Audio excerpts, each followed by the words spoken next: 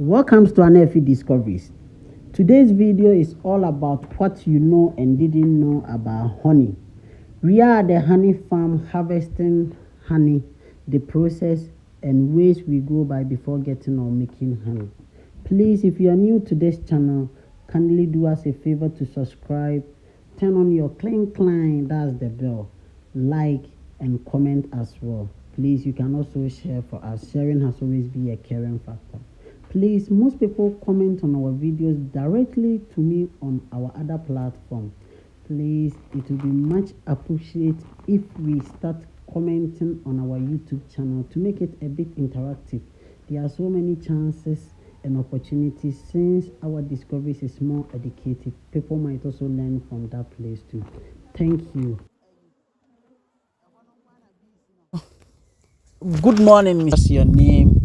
Then you tell us what you are doing, a whole view about why we have geared up this way and why we are here purposely.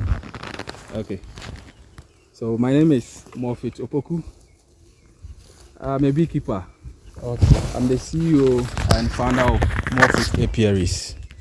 We are a honey producing company that is focused on using ethical and sustainable means to producing quality and affordable honey. We are based in Kintampo. So today we are here to for honey harvesting, and we want to have this on video for other people to know how honey harvesting is done. Okay, thank you very much for giving us the whole review of what we are going to do today. But before I begin, let me ask you this. Did you start, or maybe from childhood, were you a beekeeper? Where did you start? Okay, so initially I was a banker. I used to work with one insurance company, and along the line our business went down. So I paid my grandmother a visit some time ago, and I observed that in one of the trees in her farm there used to be this hollow that accommodated some bees. So I asked her, do these bees come here often? And she told me that they used to reside there mostly, but they were harvested, but definitely they came back. So that intrigued my interest in what the bees were. So I did a lot of research on bees and eventually ventured into it in 2019. So the background story I was given was somewhere in 2017. So we started the beekeeping in 2019. That's great. So almost 4 years now. So you have a 4 years experience in beekeeping now. Exactly. Okay, that's very good. But let me ask this question, because per what you just said right now, you said you came to visit your grandmom, and based on the hollow that was being in a tree, that give you an insight of this bee and everything. Yeah. So does it mean that if anyone want to come into bees and the person is not having bees at hand, the person can proceed? You don't need to have the bees at hand before you start beekeeping. Okay. We have what we call the package, which you can purchase to fill your hives when you start. The hive is the box that contains the bees. Okay. Like this. Okay. That's a hive.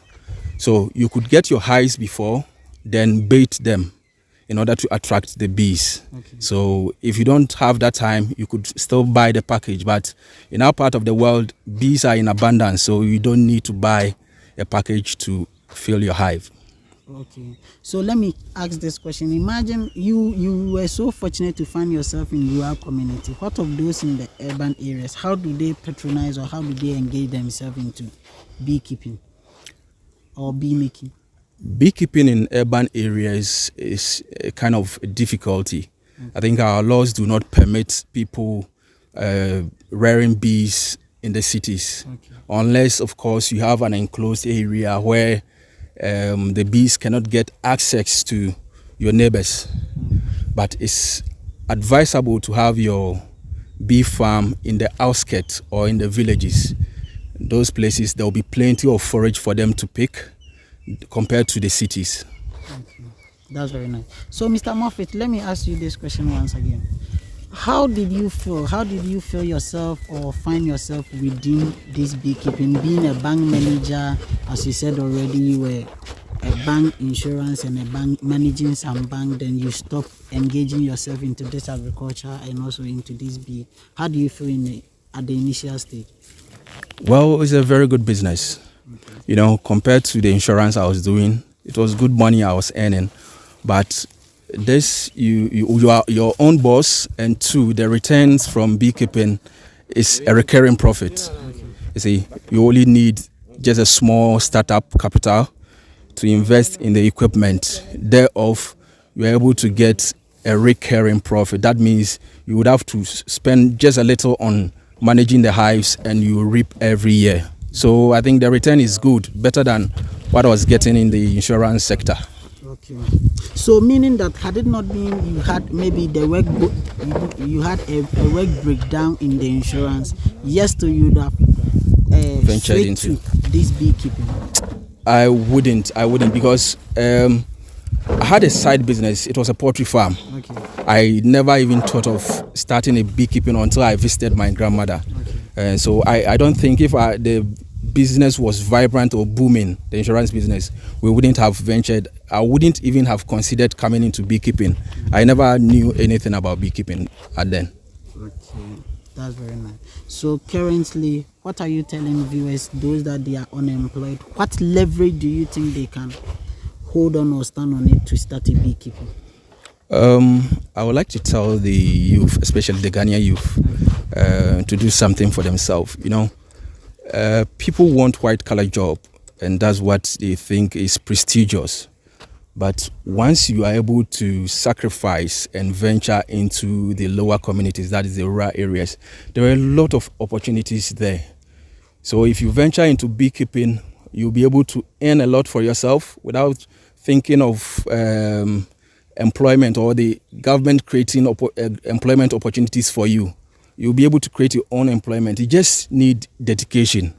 So that's what I'll be able to tell the youth. They should find something doing, and before they should be passionate about it before they'll be able to succeed. Okay, so the first thing that anyone who wants to venture into this business is about passionate and patience. Yes, patience. You should be passionate about what you will be doing. Okay, that's very nice. My last but least question also goes to how impactful, let me say currently you have more than 3 to 4, almost 6 workers that I've seen around. Yes. And you are impacting the society, some are earning from you. So how do you feel that now you are giving your best to the society, and what are your dreams too for the next future to happen? I think I'm glad that people, not only my workers, but those in the community are also learning from us. I used to be the only beekeeper back then. Okay. But people have seen that it's profitable. Okay. So they've started venturing, the youth venturing into the beekeeping. I'm very excited to have people work for me and also to earn something for themselves. Okay. And I know going forward, they may even establish their own businesses once they become, what do you call it? They get enough capital to start their own. I'm really glad that we have people who are learning from what we are doing, and the future is bright. Thank you very much. My last question will be on, you are a facilitator, right? Yes. Okay. So currently, if someone watching this video right now want to channel him or herself into beekeeping, are you always available? How do people get to you? Arne, I think we will leave our contact below the screen, the comment section. Yeah, like your contact will be given on the screen. Okay, exactly. So what we do is we offer a consultancy service. We offer training, that is educational resource for people who are particularly interested in starting their own business in this lucrative line of business, beekeeping. And people who also want to just know about bees and the benefits they give to the society. We have such opportunities for them. So if you want to learn beekeeping from us, we are readily available. Aside the beekeeping training, we also construct hives. Okay. So if somebody needs beehives to establish an apiary or a bee farm, we also construct. So they could also contact us for those materials. So what is a beehive, as you said? A beehive is the box that is constructed for the bees. Okay. But in the technical term, a hive is any structure that contains bees. So it could be artificial, it could be man-made. And so if it is a tree hollow that is accommodating the bees, it's a hive. And if it is this type that has been constructed, it's also a hive. Okay. So any structure that contains a bee. Okay. And this is an apiary. The 2 or more hives on a location or a site is termed an apiary. Okay. Okay. So, Mr. Moffat, since this opportunity is given, there is some adage, or sometimes when you are going on jogging, people will be telling you that don't put on perfume, bees will be beating you. Today, like when we were coming here, ask that question: can someone have a perfume on him or herself before coming to the bee farm? Yeah. We have this misconception and myth. It's a popular opinion that when you wear perfume, bees attack you. But the truth of the matter is, there's this distance, if you don't get closer to the danger zone, bees would not attack you. By this, can I say all this enclosed area is a danger zone? We will say a danger zone because we know a bee for their stings. We know that bees are defensive. They don't attack anyhow. So like I was saying, if you don't go as close as let's say a meter from their hive entrance, you will not be attacked. Okay. Yes. And you may be, let's say from 50 meters away, you may be attacked only when they have enough honey. That means they are protecting something. So you see they are now coming around. Good. This particular hive doesn't have much honey in it. Okay. So you will see that they are dormant. They will not attack you because they have nothing to protect. Okay. But when we get closer to a hive that has honey, if the honey is ready, the bees are very instinctive and ready to defend what they have.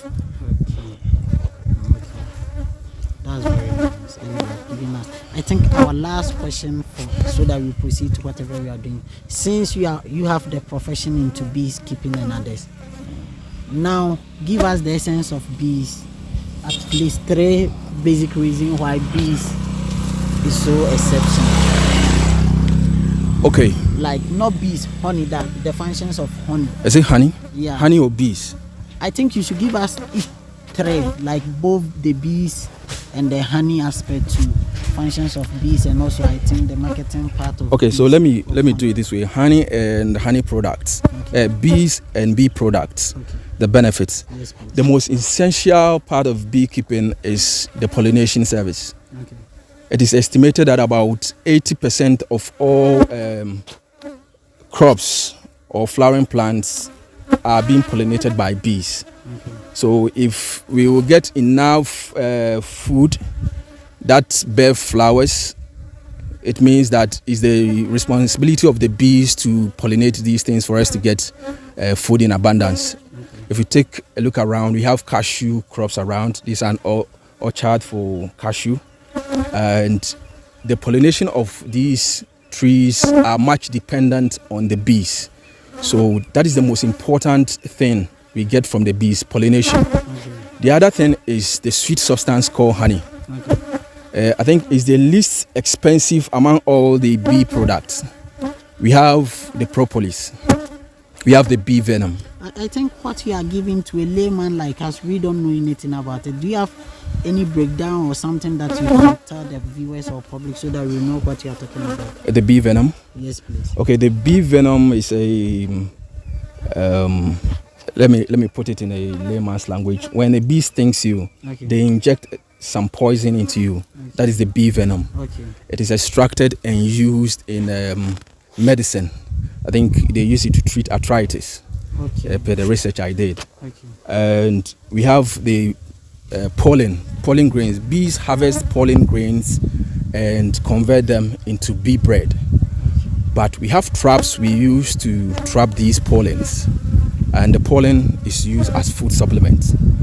The honey in itself is eaten raw as table honey, and is also used in pharmaceutical companies as maybe coats for some medicine or in syrups, cough syrups and other medicine.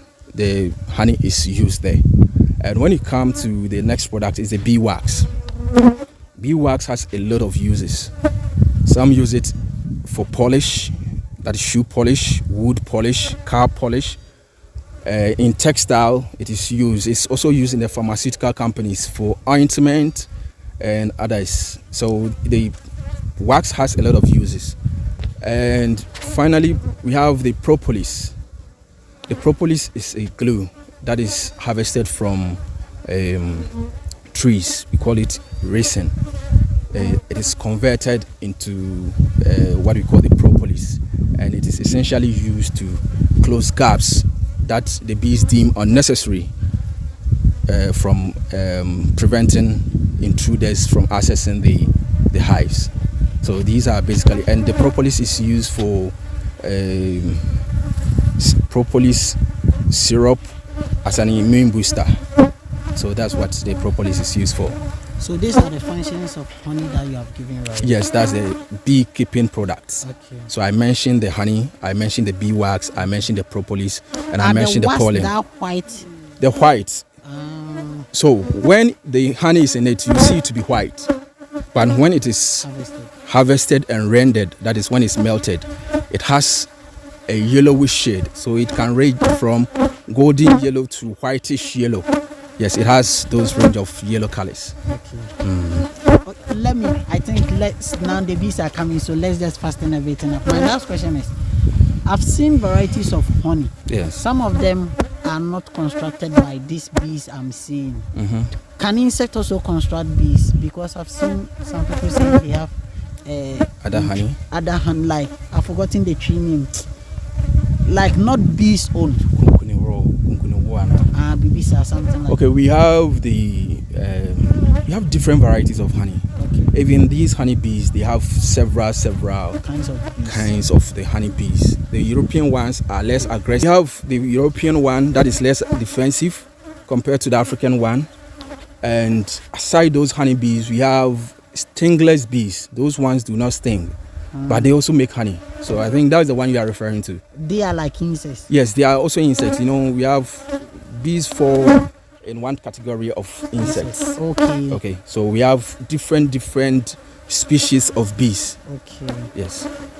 Thank you very much. Okay. So now let's go. Then you'll be showing us a whole view about this. Okay. So we are going to have a look at how to properly harvest honey from a top bar hive. Okay. Thank you.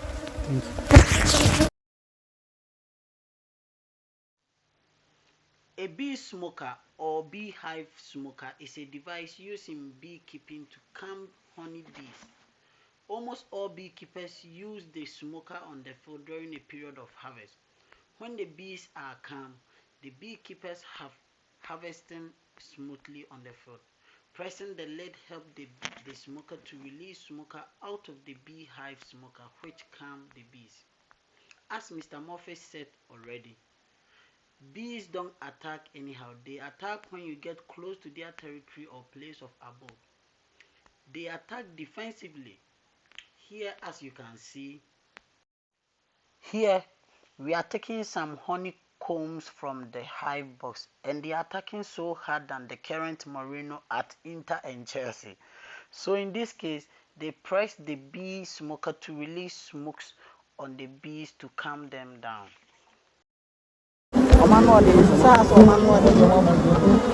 We have to go for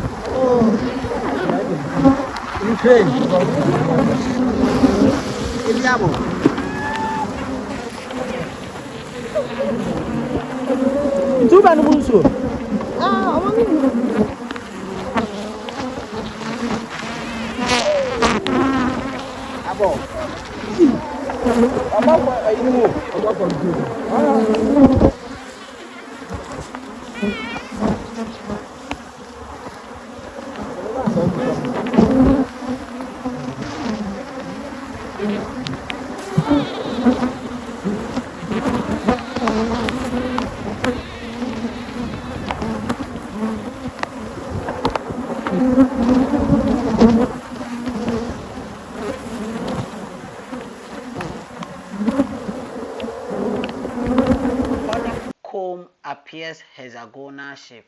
It is rich in carbohydrate and antioxidants.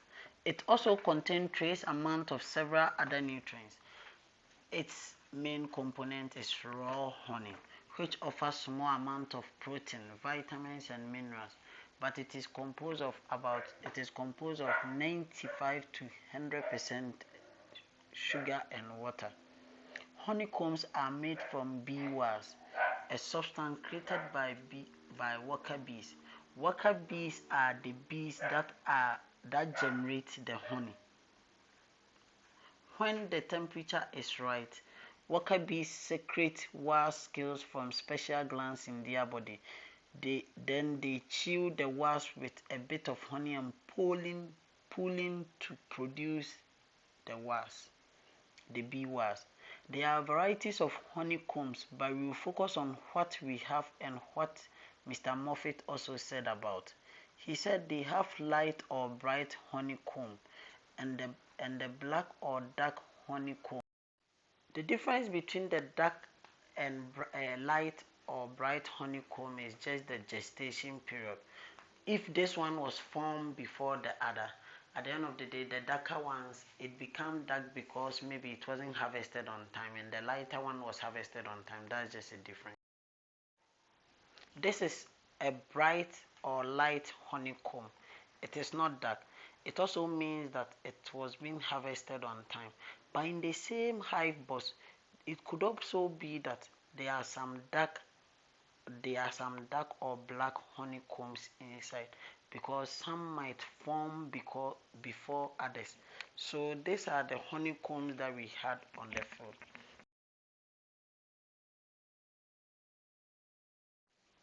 Mr. Moffat is a facilitator for honey making. So if you want to be a beekeeper, if you want to start producing honey, and if you also want to purchase honey, Mr. Moffat is always available. You can reach him on the screen. His number and his mail is being given.